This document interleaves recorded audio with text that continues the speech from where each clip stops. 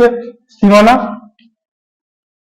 चित्तौड़, रणथंभौर, तारागढ़, मेहरानगढ़, ये मेहरानगढ़ है,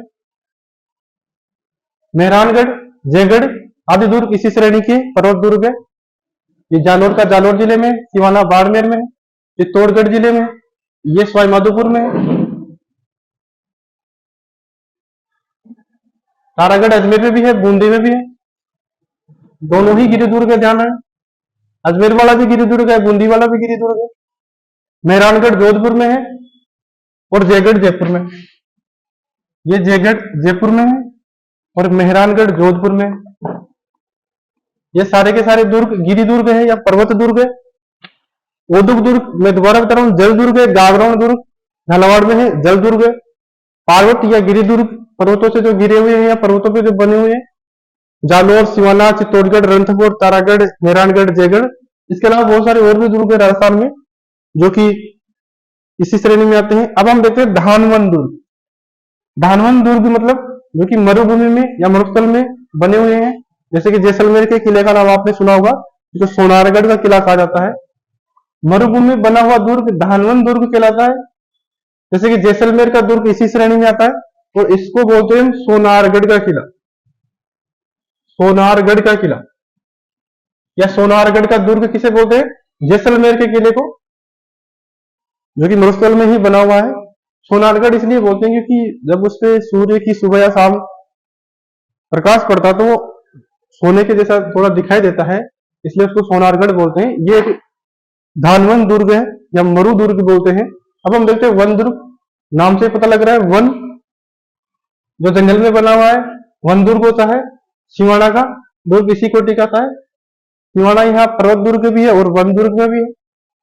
तो ये चार प्रकार के दुर्ग अपने यहाँ हो गए हैं कौटिल्य के अनुसार। कुछ विद्वान स्थल दुर्ग भी मानते हैं जो स्थल पे बने हुए हैं, जैसे बीकानेर का है, नागौर का है, चौमू का है, माधोराजपुरा का है। ये सब स्थल दुर्ग में ही आते हैं। चित्तौड़गढ़ का किला धानव दुर्ग श्रेणी को छोड़कर सभी श्रेणी की विशेषताएं रखता है। तो जैसे चित्तौड़गढ़ का ये बता रहा है कि चित्तौड़गढ़ का दुर्ग धानव दुर्ग की श्रेणी को, धानव मतलब मरुभूमि को छोड़ के बाकी सभी, जैसे उसको आप इस वन दुर्ग में भी रख सकते हो क्योंकि चारों ओर से वनों से घिरा हुआ है चित्तौड़गढ़ का। पर्वत पे बना हुआ है, पर्वतीय, और नदी भी गुजरती है उसके पास से, तो उसको जल दुर्ग में भी आप रख सकते हैं चित्तौड़गढ़ के किले को, लेकिन धानवन दुर्ग या मरुभूमि में नहीं रख सकते। इसी कारण राजस्थान में एक कहावत भी है कि गढ़ तो गढ़ चित्तौड़गढ़, बाकी सब क्या गढ़ेया।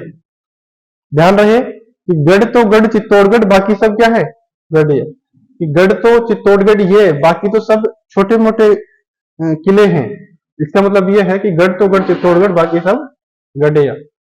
मिट्टी के किले हनुमानगढ़ का बटनेर और भरतपुर का लोहागढ़, ये भी इंपॉर्टेंट है, ध्यान रखना है कि बटनेर का किला कहां पर है? हनुमानगढ़ में, और लोहागढ़ तो पता ही है भरतपुर में है। ये बता रहा है कि मिट्टी के किले, लोहागढ़ तो वैसे भरतपुर में है, जो स्थल पे ही बना हुआ है, पहाड़ी पे तो नहीं है। इसके चारों ओर गहरी खाई बनी हुई है पानी की।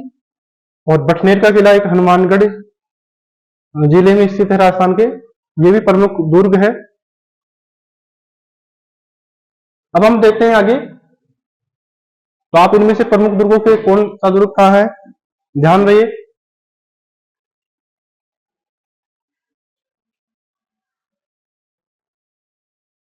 अब हम देखते हैं साथियों राजस्थान के प्रमुख दुर्ग।